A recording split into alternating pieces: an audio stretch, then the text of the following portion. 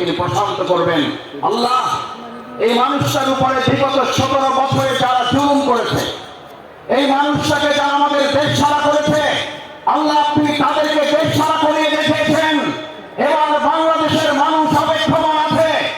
আর যদি ভবিষ্যতে কেউ আলেমের সাথে রাজি করা হয়, আর যদি কোন আলেমকে তুচ্ছ তাচ্ছিল্যের তালবাহানা করা হয়, গণতন্ত্র কোরআন এবং ইসলামকে যদি আর কেউ তারা হেফজ করেন, তাহলে তার চেয়ে করুণ পরিণতির জন্য তাকেও অপেক্ষা করতে হবে।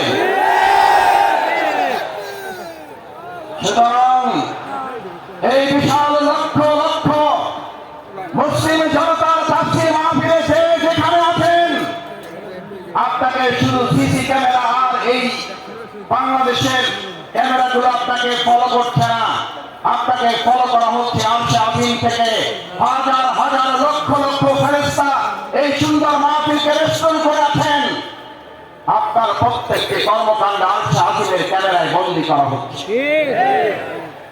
আমি আশা করব আমাদের শ্রদ্ধেয় প্রধান অতিথি শেষ পর্যন্ত তার বক্তব্য অত্যন্ত শান্ত শিষ্ট হবে, ধৈর্য ধরে। আমরা কি শুনতে সবাই রাজি আছি? ইনশাআল্লাহ। আল্লাহ আপনি হাতগুলো কবুল এবং মঞ্জুর করেন। সম্মানিত ভাই এবং বন্ধুগণ,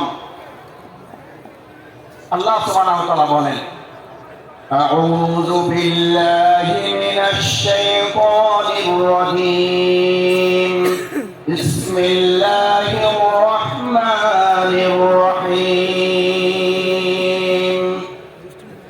ونزلنا عليك